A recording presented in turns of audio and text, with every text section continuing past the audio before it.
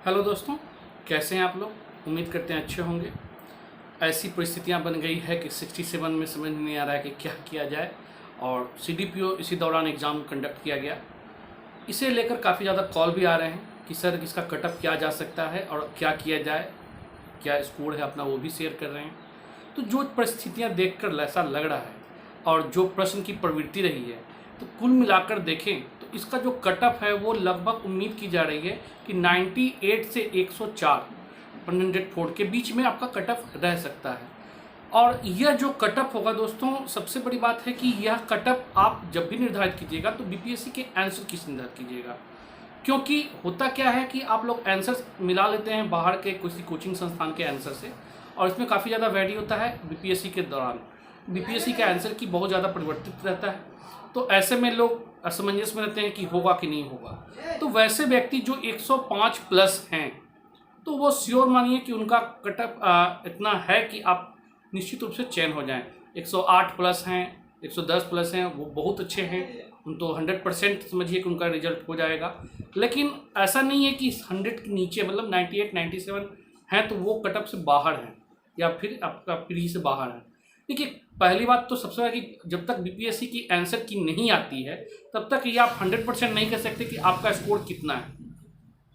रही दूसरी बात कि बहुत सारे ऐसे आंसर हैं जिसमें ई ऑप्शन भी जा सकता है या फिर उस प्रश्न का जो आंसर है वो वैरी कर सकता है। खासतौर पे इतिहास सब्जेक्ट से ऐसा क्वेश्चन देखा गया कि जो कैंडिडेट हिस्ट्री ऑप्शनल या एकेडमिक जिनका रहा हो और खासतौर पे यूजीसी नेट वगैरह की तैयारी किया हो, उनसे प्रश्न मिल रहा था। बाकी जो सामान्य तैयारी करने वाले कैंडिडेट हैं, जो हिस्ट्री को जो जीएस के रूप में पढ़ते हैं, तो उनके साथ समस्या आ सकती है। और इसके अलावा करेंट का भी देखा गया है कि कई क्वेश्चन जो हैं वो अपने पुराने पैटर्न से अलग थे। अदर और भी कुछ सब्जेक्ट ऐसा रहा है। तो कुल मिलाकर देखें कि स्कोर बहुत ज़्यादा हाई नहीं जाएगा, लेकिन फिर भी जो नंबर ऑफ सीट चूंकि कम है, इसलिए यह भी नहीं कह सकते हैं कि 94 90 92 इस प्रकार के कटअप होंगे। तो आदर्श जो कटअप है वो 98 से 102 के बीच में है। और इसके ऊपर जो हैं 105 प्लस, वो तैयारी में लग जाइए। लेकिन ऐसे कैंडिडेट जो नहीं हैं वो भी तैयारी में लगें जो बाउंड्री लेवल पे हैं। और मेरा हमेशा मानना है, मेरा क्या, लगभग हर सिविल सर्विसेज जो तैयारी करते हैं उनके साथ सबसे बड़ी प्रवृत्ति होती है कि वो पीटी के बाद मेंस लगते हैं। तो बीपीएससी वाले जो ट्रेंड है उसको त्यागिए और सिविल की तरफ आइए। सिविल सर्विसेज यूपीएससी जो कंडक्ट करती है उसकी जो तैयारी करते हैं लोग, तो मेंस को पकड़ बनाते हैं। तो आपके पास अभी समय है, और चूंकि 67वीं अभी होने में कम से कम 2 महीना समय जरूर है, 1.5-2 महीना प्लस ही है। तो इतने लंबे अवधि तक फिर से पीटी पढ़ना संभव नहीं है, और कितना बार पीटी आदमी पढ़ेगा। तो जरूरी है कि आप मेंस की तैयारी में लग जाइए। इसके लिए आप चाहें तो एक खंड कोई भी हो, पेपर 1 हो, पेपर 2 हो, आप तैयारी कर सकते हैं।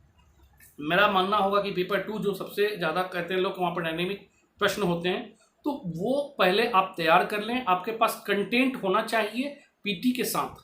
मतलब जैसे आप पीटी देते हैं, अच्छा पीटी गया तो निश्चित तौर पे आपका कंटेंट होना चाहिए ताकि आप उसको रिवीजन करके टेस्ट लिख सकें अपने आप को और उसमें बेहतर कर सकें। तो इसके लिए आपको मेंस की तैयारी करनी ही है, चाहे बीपीएससी की हो। तो क्यों ना फिर सीडीपीओ को साथ में लेके चलें। दोनों का जो जीएस पैटर्न है बिल्कुल सेम है, तो कोई दिक्कत भी नहीं आनी चाहिए। अब रही बात ऑप्शनल सब्जेक्ट की, तो ऑप्शनल सब्जेक्ट में सबसे नंबर ऑफ स्टूडेंट जो है वो एलएसडब्ल्यू का है। तो एलएसडब्ल्यू में भी सेकेंड पार्ट के कुछ ऐसे टॉपिक हैं जो विशेष रूप से देख सकते हैं। जैसे आपका है निर्धनता है, बेरोजगारी है, बाल कल्याण, महिला कल्याण, इसके अलावा अनुसूचित जाति जनजाति कल्याण है, फिर वेश्यावृत्ति है, भिक्षावृत्ति है। तो कई सारे मद्यपान निषेध है। तो ये सब टॉपिक जो है आपको जीएस में भी मदद करता है। अगर आप नहीं भी कर पाए तो सिनॉप्सिस तैयार कर लीजिए इस सब सब्जेक्ट का, ये सब टॉपिक का। सरकार की जो नीतियां हैं, नीति भी आप एक जगह कर सकते हैं, क्योंकि जीएस में अगर क्वेश्चन पूछता है, अगर आप प्लान जो योजना सरकार द्वारा, बिहार सरकार द्वारा, भारत सरकार द्वारा चलाई जा रही है, इसके लिए कौन कमेटी गठित की गई है, अगर ये कंटेंट आपके पास रहता है तो आप जीएस खंड से अच्छे नंबर ला सकते हैं। तो आप तैयारी कोशिश कीजिए कि इन सब पार्ट को लेकर चलें। और लगातार अभी थोड़ा हमें चूँकि बीपीएससी 67 में बहुत ज़्यादा बर्डन है, काफ़ी ज़्यादा संख्या में बच्चे उपस्थित हो रहे हैं रैंकर्स भी में, तो इस लेकर थोड़ा सा समय का अभाव है। और कोशिश हमारी रहेगी कि विदिन 10 दिन के अंदर चूँकि इनकी संख्या में काफ़ी कमी आ जाएगी, तो मैं फिर रेगुलर वे में आप लोग के साथ वीडियो पर यूट्यूब पर उपलब्ध रहूँगा और प्रत्येक सेगमेंट का जीएस का भी खंड का एक एक व्याख्या और उसके बाद क्या क्या इंपॉर्टेंट्स है सारा प्रोग्राम वगैरह दे दूंगा। फिर एलएसडब्ल्यू खासतौर पे सीडीपीओ के लिए जो संबंधित स्टूडेंट हैं, क्योंकि होता क्या है कि लोग भर तो दिए हैं और उनका एकेडमिक पेपर हो या फिर बीपीएससी में ऑप्शनल पेपर हो वो अलग रहा है, और इसमें एलएसडब्ल्यू या होम साइंस वगैरह जैसे सब्जेक्ट ले लिए हैं, तो होम साइंस तो संभव नहीं है। लेकिन एलएसडब्ल्यू चूँकि हमारा बीपीएससी के दौरान 56-59 में या 48वीं से 52वीं में ये सब में रहा है और मेरे अच्छे स्कोर आते रहे हैं। प्रोग्रामिंग हमने उस पर काफ़ी ज़्यादा किया था काम, फिर उसके बाद जो कोर्ट का डिसीजन आता है वो सब भी मेंशन करते थे तो अच्छा नंबर आता था। तो मैं कोशिश करूँगा उन सब चीज़ों को आकर आपके सामने प्रस्तुत कर दूँ, क्योंकि वैसे भी अब मेरे कोई काम के तो है नहीं, तो अब चाहूँगा कि वीडियो के माध्यम से आप लोग तक उपलब्ध हो सके और आप लोग चाहें तो टेस्ट से जुड़ सकते हैं।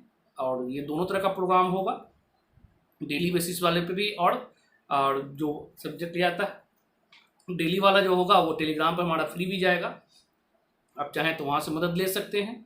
और रही बात जो भी तैयारी की, तो बिल्कुल साथ मिलकर तैयारी कर लीजिए, हम लोग साथ में आप हमेशा रहेंगे।